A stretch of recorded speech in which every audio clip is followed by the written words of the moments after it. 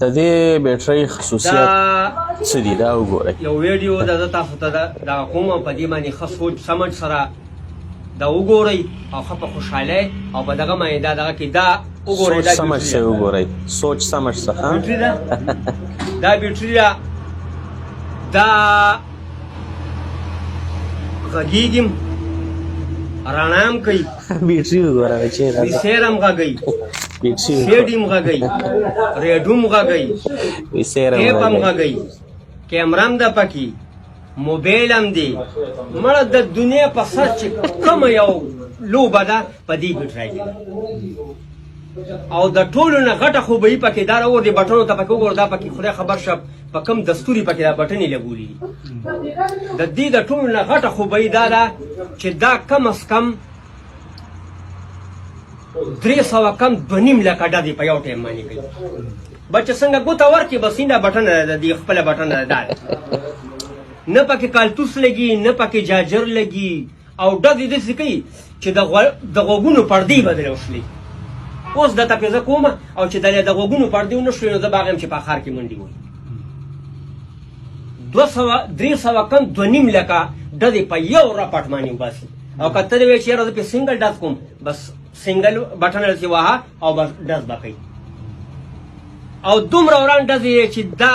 بله شپه دلته کې چا پکې وویل چې یاره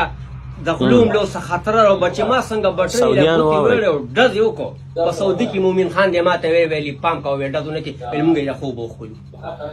مومن خان غږ درغلی سعودي کې زما وښیلې مومن خان دې مومن خان غږ درغلی هغه راپاڅېد او ما ته یې رنګ وکړو ما ته یې ویل چې داسې کار دی چې بس مړه د خوب هم مو باسه سهار له به ډیوټۍ لرو نو دونه وران د دې وران ډز دی. 300 کم 2.5 لکه ډزې په یو ټایم باندې ودرېد او دا کمې خوبۍ نه مې چې 300 کم 2.5 لکه بس لیږې په یو مخ باندې لیږې ودرېد او د دې وزن نه وګورئ هېڅ هم نه دي ودرېد خو دا کار دی چې دا بټنې ووهي وزن یې کم شي او چې دا بله بټنې ووهي وزن یې زیات شي. دا تقریبا 3.5 ټنه ده. تلې ماته مکمل چې څنګه په تله کېنې به یو چین کې وباسي تله ماته کېده او د ټیپ او د ریډیو اواز داسې دی چې دلته کې ریډیو یا ټیپ ولګوه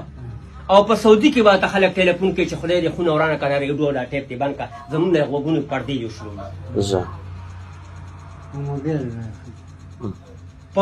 په سعودي کې مال چې د پېښور کې د شور ولې و بله ورځ ارور څه نامه صفي الله او بله عادل صفي الله او عادل ما ته وویل چې پیدا مړه خدای او دې زوړیا ته وګوره چې دا ټیپ او ریډیو بند کړه زمونږ غوږونه یې غږ درغلی و دومره تیز اواز دی او چې څنګه ولګي دا زلزله شي دا کوټه هم خوځي دونه اواز دی کې میوزک دی دی نو مطلب دا که څوک چې زه دا لیدل غواړم به دا پیدا دکان دی او دا ګړي شرداد دی او ورسک روډ دی بس را دي شو زه به ورته دا ټولې خوباینې هم دي وښیم او چپ به هم کم ورته او 300 کم 2.5 لکه ډزې به هم ورته کوم خو په شرطه دي چې غوږونو زمیوار به زنیمه ځکه چې پردې شلی مکمل